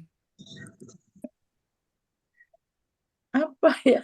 Karena sudah disebut-sebut tadi. Ini teladan saya ya. Nah, apalagi disebut teladan ya. Itu kan Romo yang melebih-lebihkan, Pak Win. Oh gitu. Loh, bukannya kata-katanya Romo tulus Yang Sari. Saya ya biasa aja kok. Ya itu ya orang sabar itu meskipun dipuji ya saya biasa aja kok ya, ya oke. Luar biasa Modelnya ya ini Sari. loh. Kipas sakti. Itu sudah 2 tahun lalu Romo. masih punya Kipas ya sakti. ya kipas saktinya ya. Ya Yang terima kasih ya. Mas Win boleh tanya ya? Ya, oh boleh Bu Lindri Terima silakan. kasih, selamat malam Romo. Ya. Ya. Terima kasih untuk tambahan pengetahuannya 5 pilar gereja itu loh Romo. Nah itu kalau misalnya salah satu kita lewati, apakah itu berdampak dalam kehidupan kita Romo? Terima kasih. Iya. Tentu hidup iman kita, hidup rohani kita tidak sempurna. Kita tidak selalu bisa menjalankan semuanya itu. Tapi setidak-tidaknya itu bayangan seperti rumah ya. Kalau ada 5 tiang, tiangnya yang satu itu goyah atau retak atau apa, maka ya harus diperbaiki, dipelihara. Maka supaya hidup rohani kita tidak hanya sehat, tetapi juga kuat, kita diminta menjaga kelima pilar itu. Doa, sakramen, tidak hanya Ekaristi, tetapi juga pengakuan dosa. Paus itu mengatakan dia sebulan itu minimal 2 kali mengaku dosa. Sebulan 2 kali minimal. Kalau ada sesuatu yang penting, keputusan penting yang dibuat, dia mengaku dosa dulu sebelum membuat keputusan. Nah, saya kok mendengar dan melihat itu saya malu ya. Kok saya tidak seperti itu ya. Jadi doa, pelayanan sakramen, bacaan kitab suci, bacaan rohani, sering membaca buku-buku rohani, misalnya riwayat para kudus, Ibu Teresa, atau santo-santa yang lain, atau buku-buku lain. Yang kelima, pelayanan. Sebagian besar dari Anda itu sudah terlibat dalam pelayanan, memakai istilah love in action atau pelayanan-pelayanan yang lain. Tetapi kita juga perlu menjaga bagaimana hidup kita itu bisa menjalankan. Hanya masalahnya adalah kita seringkali terjebak dan sibuk akan berbagai macam hal. Lalu kita tidak menyediakan waktu untuk duduk hening, entah berdoa, bacaan kitab suci, bacaan rohani. Maka kita diminta untuk bagaimana memberikan waktu untuk itu. Nah, ini tidak mudah. Karena apa? Jangan-jangan kita mudah terjebak pada aktivisme. Nah, bagaimana membangun itu. Begitu Ibu Guru, Ya. supaya di Romo, Pemalang tetap kalau misalnya kita kan sudah doa setiap hari ikut misa harian, kita usahakan. Kemudian untuk baca kitab suci itu, kita mengikuti renungan-renungan yang dikirim oleh teman-teman dalam minggu hari itu atau romo-romo. Apakah itu juga sudah termasuk baca kitab suci, Romo? beda. Baca kitab Hmm. suci itu kitab sucinya, Oh bukan gitu. renungan orang lain. Oh Tidak iya, mengerti iya. renungan itu tidak berguna, tapi kitab Iya, sucinya. iya. Karena kita perlu akrab dengan kitab suci ya. Hmm. Sebenarnya kita sudah diberi oleh gereja ada bacaan harian itu ya. Iya, iya, iya, iya, Hari iya, ini, Romo. hari ini. Iya, Nah, iya. sudah ikuti itu saja. Oh gitu Kecuali ya, Romo. kecuali kalau Lindri punya niat dalam waktu 2 tahun misalnya membaca dari Hmm. kitab Kejadian sampai kitab Wahyu sampai Katab Hmm. itu oke, bisa. Oh gitu ya, Romo ya. Iya, Nah, iya. tapi kan jadi membaca kitab sucinya bukan renungan orang lain. Oh gitu ya. Iya, iya. Begitulah. Karena dengan Mungkin baca kitab suci kita membiarkan Roh Kudus itu bicara juga pada diri kita pelan-pelan. berarti kita ngikuti yang liturgi harian aja ya, Romo ya, Itu bacaannya saja. ya.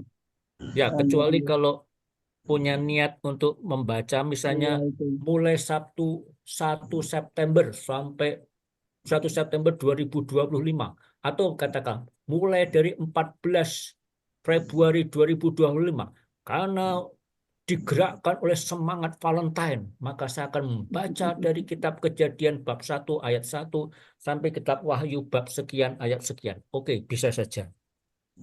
Iya, iya, iya. Tetapi kalau itu menjadi komitmen, katakanlah dalam 1 hari saya menyediakan waktu, katakanlah 10 menit baca kitab suci. Oke, Oke, iya. begitu. Matur nuwun, Romo. Ji, Iya. sami-sami. Pak Nadi mau tanya sebentar. Ya, silakan, Rosa. Ya, ya, Romo Kris, doa itu kan sedemikian penting ya. Seperti dari yang Ibu Teresa, buat Ibu Teresa itu mulai paling awal ya. Awal doa, dalam iman, kemudian kasih berikutnya, pelayanan dan damai. Jadi sangat penting. Kemudian juga di quote kita ini yang Februari quote ini bahwa doa itu mengubah atau mentransform kita ya kan, dan kemudian baru kita bisa mentransform yang lain.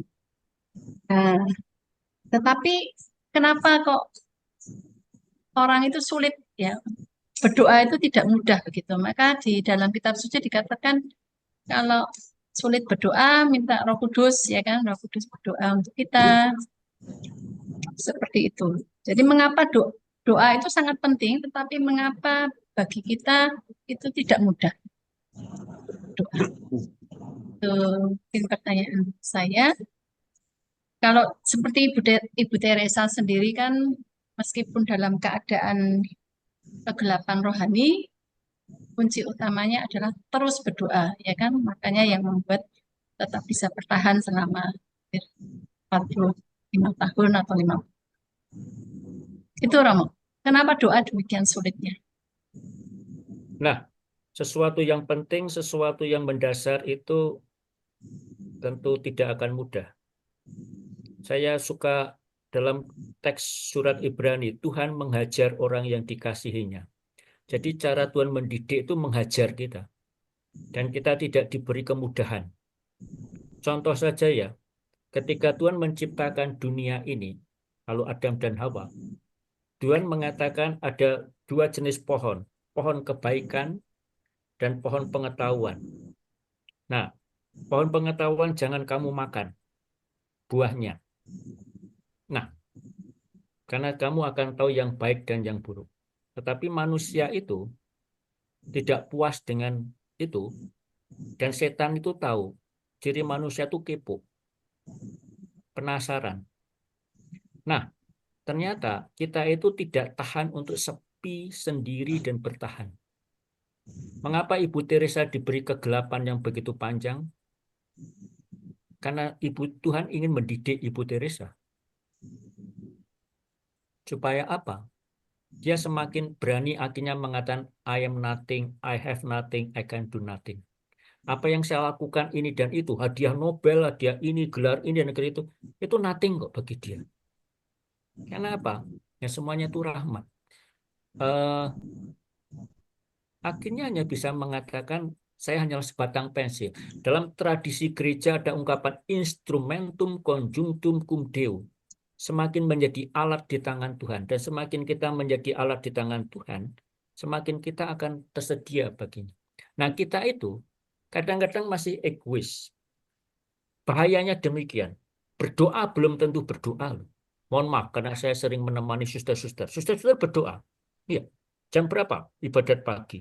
5:30. Bangun jam berapa? Jam begini. Ibadat siang berapa? Nah, saya tanya, suster berdoa. Berdoa, Romo.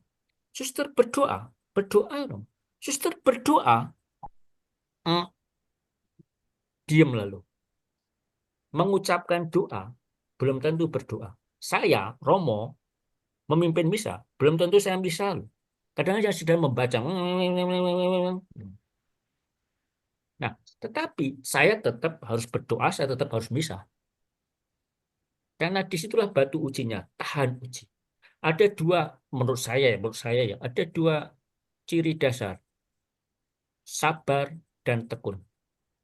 Sabar, seperti tadi saya katakan, patient, seperti jalan salib. Tekun, dalam bahasa Latin perseverantia, artinya butuhkan daya tahan. Nah, daya tahan itulah yang perlu kita latihkan. Dan Ibu Teresa diberi daya tahan itu supaya tetap bertekun betapapun mengalami kegelapan, kekeringan. Kita bayangkan Santa Monica, berapa puluh tahun dia berdoa. Hanya permohonan sederhana, Kak, supaya suami dan anaknya bertobat. Nah, kita tidak tahu berapa lama. Ada yang mengatakan 40 tahun. Oke, 40 tahun itu menurut saya angka biblis ya, simbol biblis. Kita terima saja. Dan selama sekian puluh tahun, hanya itu saja kok yang dimohon. Gitu. Itu saja, itu saja, itu saja. Jangan-jangan kita tuh maunya banyak hal ya. Mohon yang ini, sampai kita sendiri tidak sadar. Apa sih sebenarnya yang paling saya butuhkan? Maka seringkali yang kita butuhkan adalah daya tahan. Tuhan memanggil kita bukan untuk sukses, melainkan untuk setia. Nah, daya tahan itu yang perlu kita mohonkannya. Dan sampai kapan? Itu urusan Tuhan. Karena rahmat itu tidak bisa saya atur. Kalau Padre Pio mengatakan kita jangan memberi deadline pada Tuhan. Karena siapa sih lo ngatur-ngatur Tuhan? Seperti itu. Siapa sih saya tuh ngatur Tuhan? Enggak. Kita biarkan saja. Kapan waktunya? Kita tunggu. Dan maka saya membayangkan itu seperti Advent ya.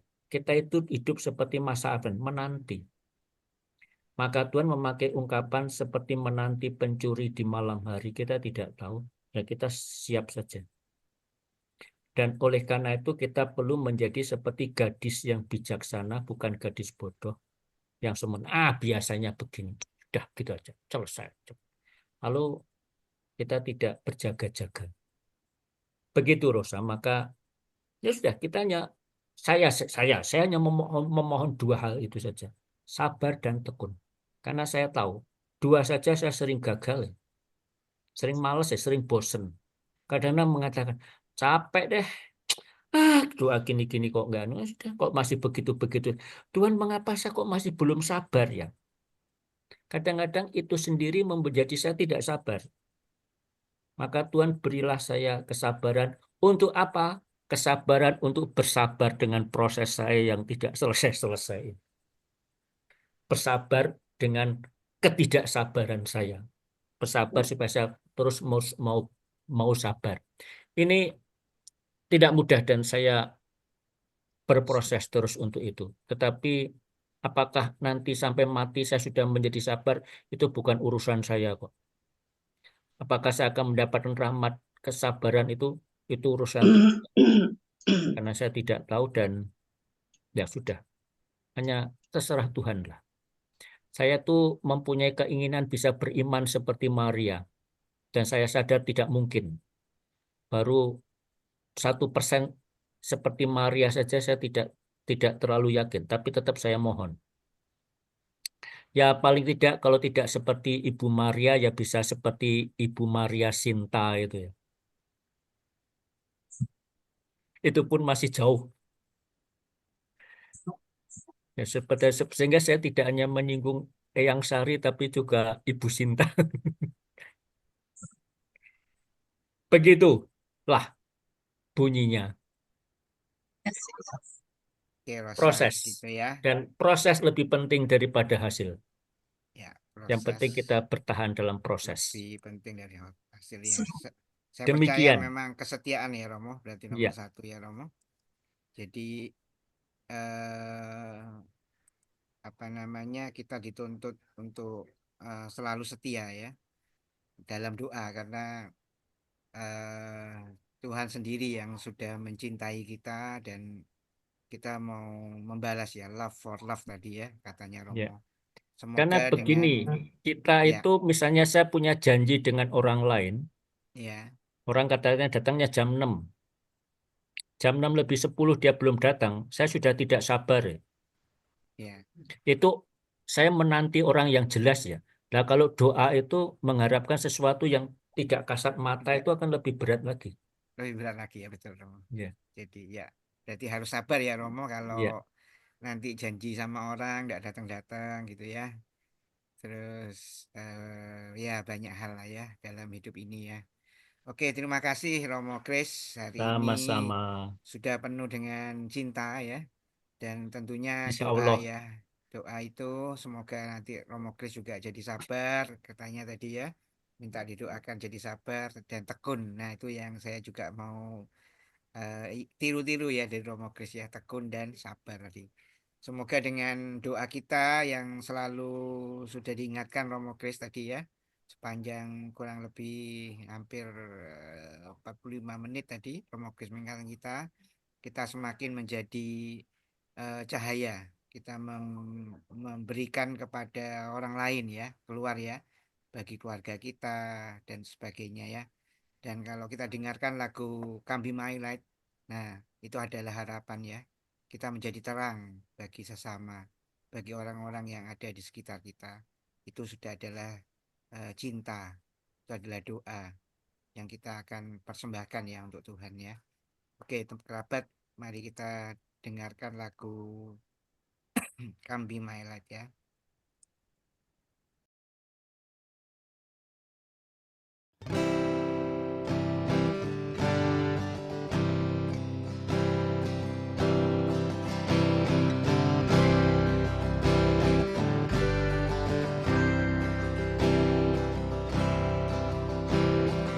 Come follow me. Leave all and gather the few.